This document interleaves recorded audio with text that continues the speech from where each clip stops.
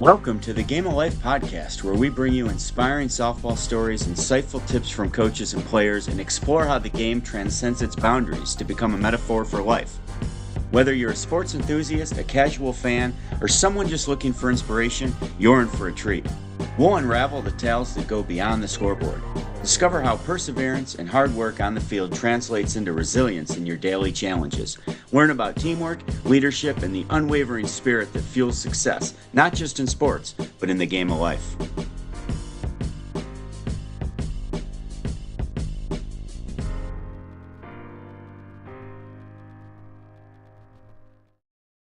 I have an exciting topic for you tonight. Are you ready? Yeah, I'm ready to go. All right. What do you think about the concept of instant or immediate gratification?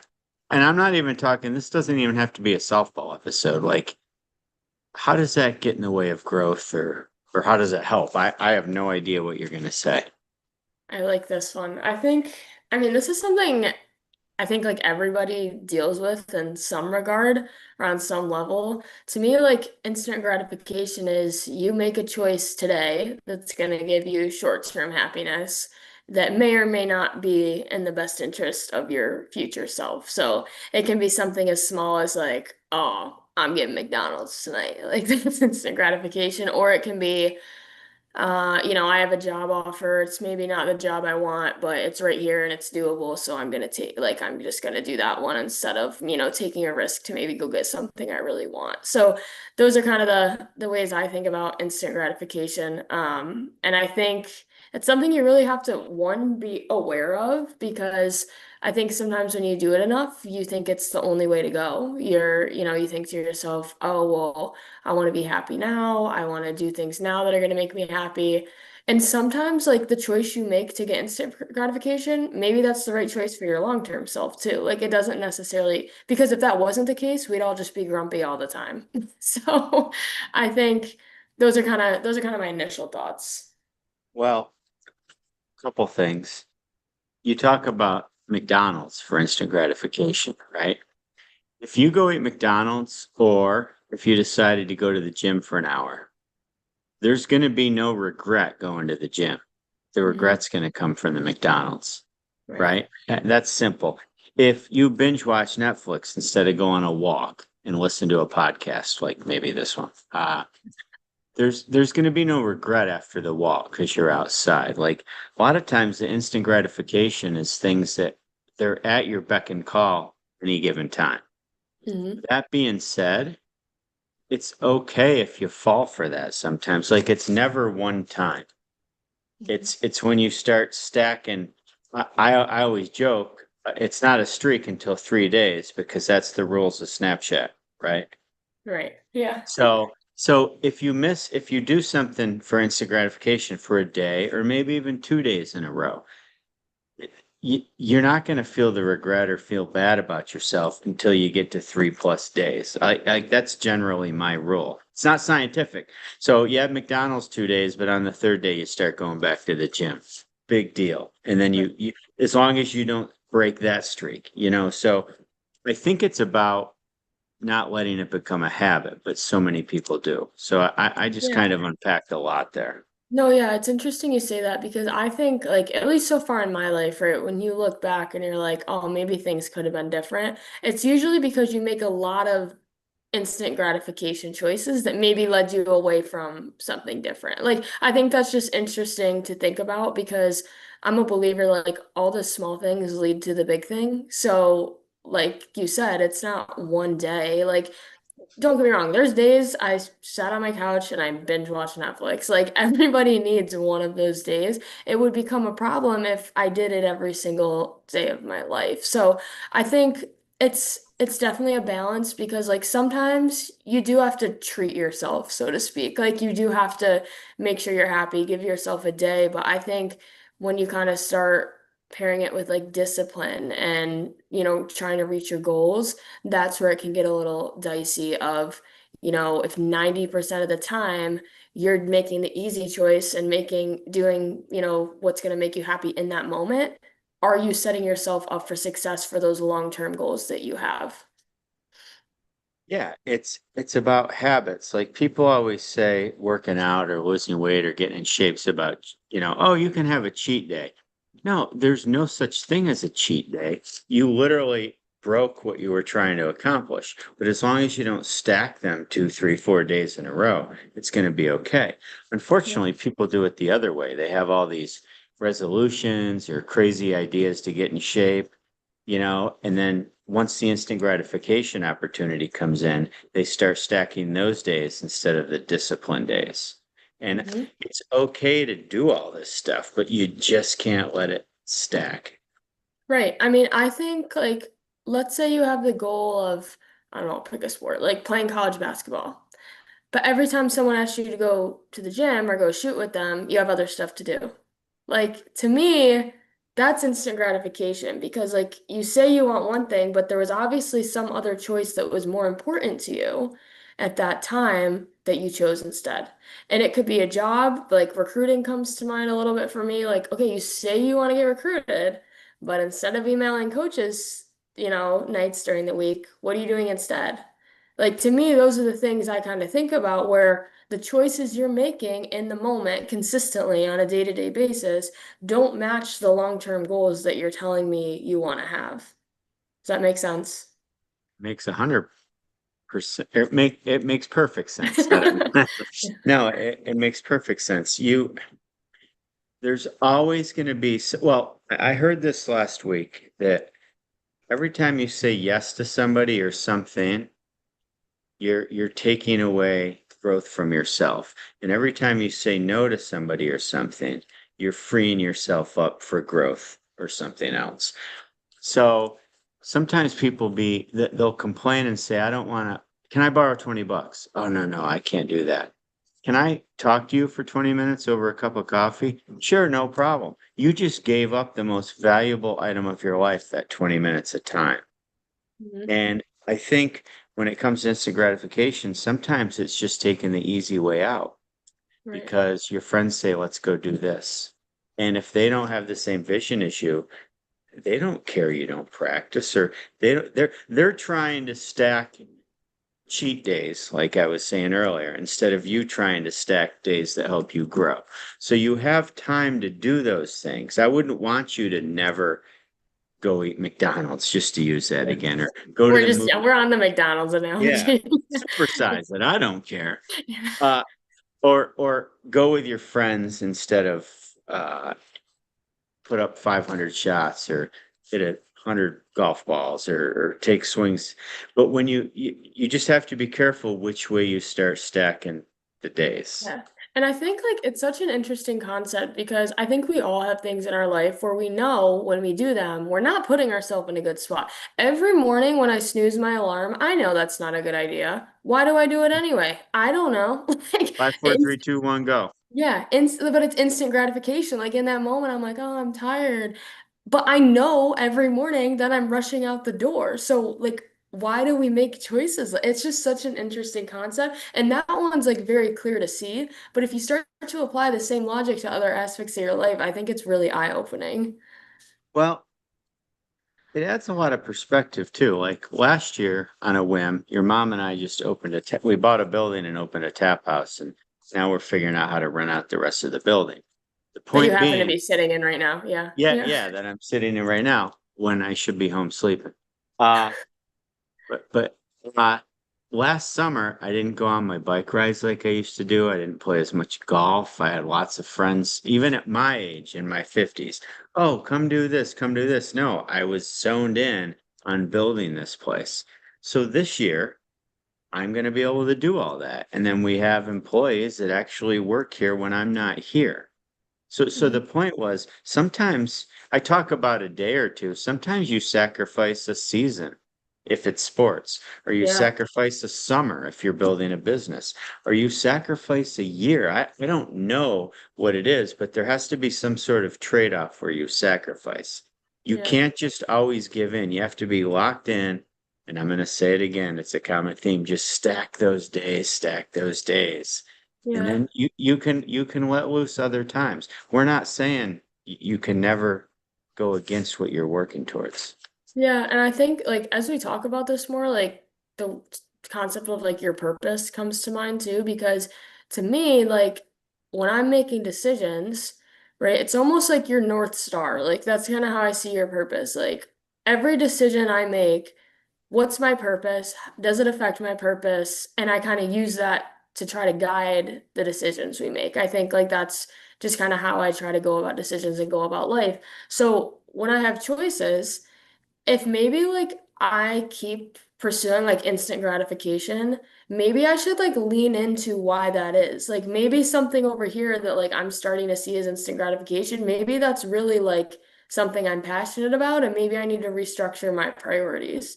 You know what I'm saying? Instead of like, oh, maybe it's a negative. Well, maybe I'm just changing my priorities. Like I don't know, but I think you have to start to ask yourself like why are you spending time on certain things when you're telling yourself that that's not your purpose or that's not your goal? Like maybe it is. Do you think do you think it's people, I mean, including ourselves, because we've all done it.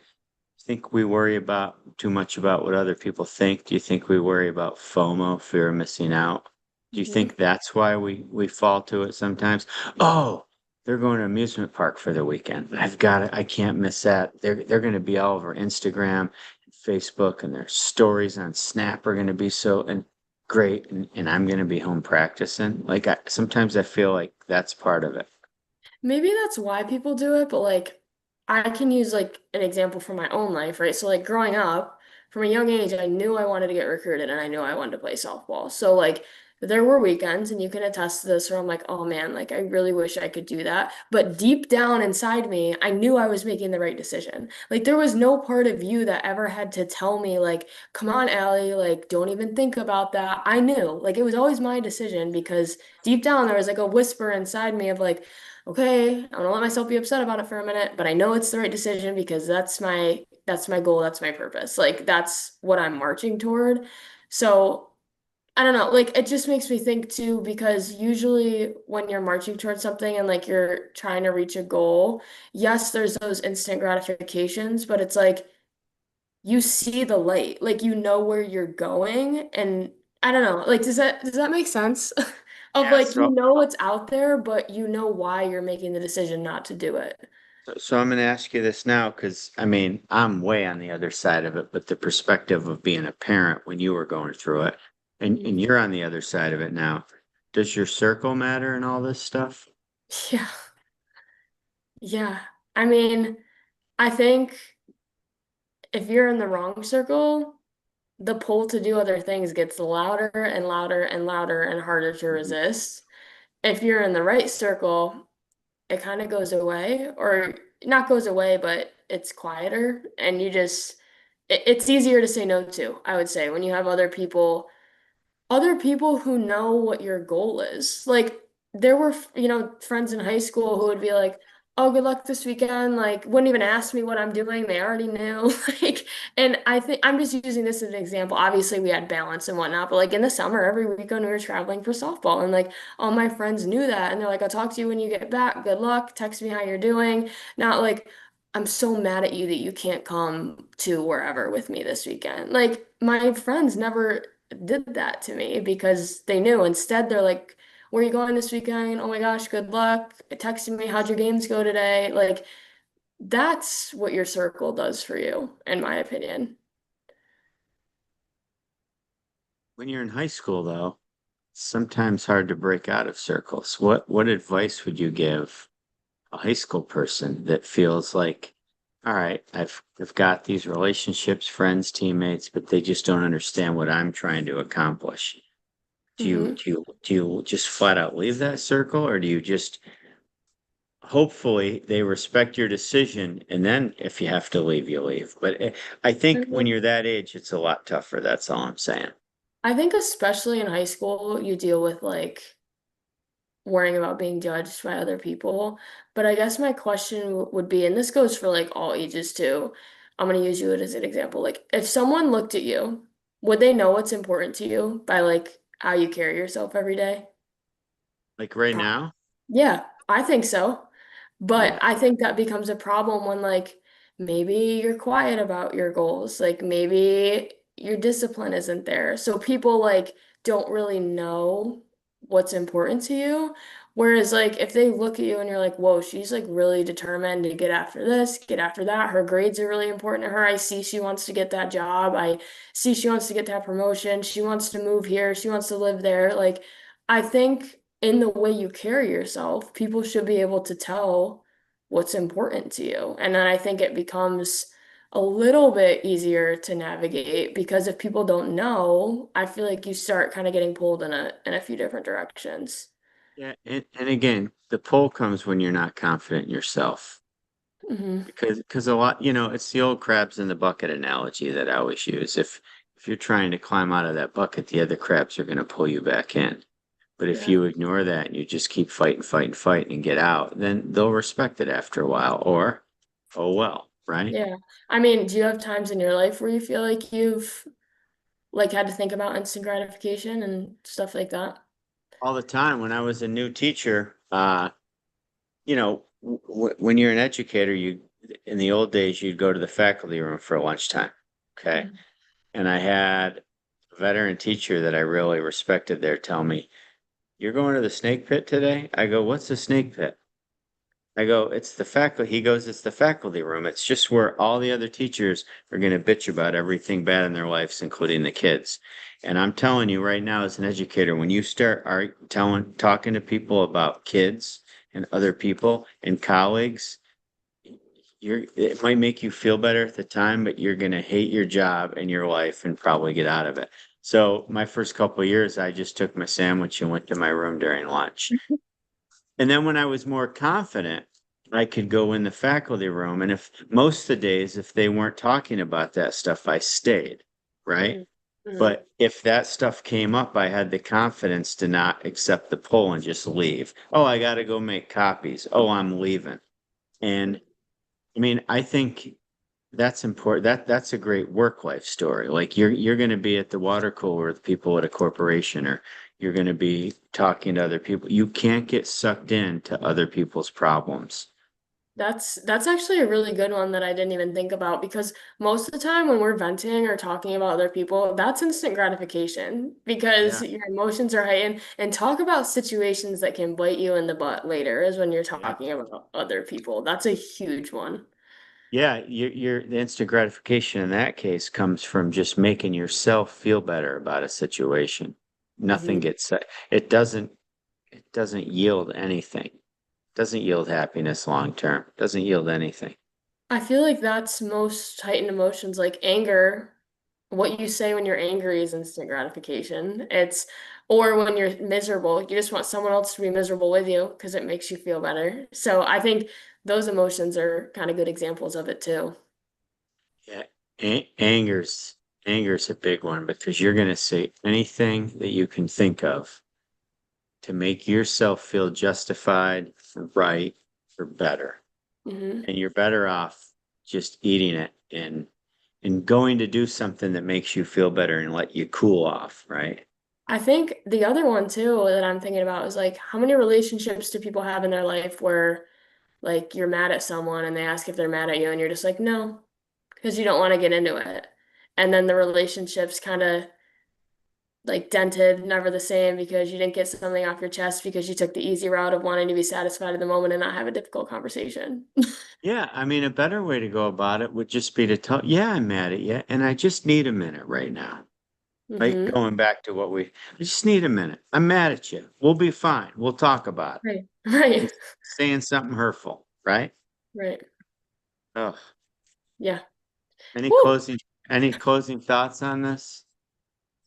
No, I think honestly, like, well, I say no and then I'm gonna go on about it like I usually do. But um I think it's just something that's good to continuously think about. Like even us talking about it tonight, I'm thinking about, places in my life where maybe I could do better. And I think ultimately, like the analogy I think about is like it's kind of like a sugar rush, like instant gratification. It feels really good.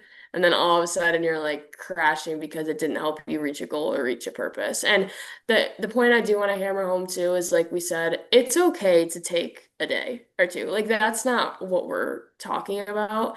It's when you stack those cheat days and then all of a sudden you look back and you're like, I messed up. Like I I was making decisions for present me and not ones for future me. And I Yes. think that kind of sums it up.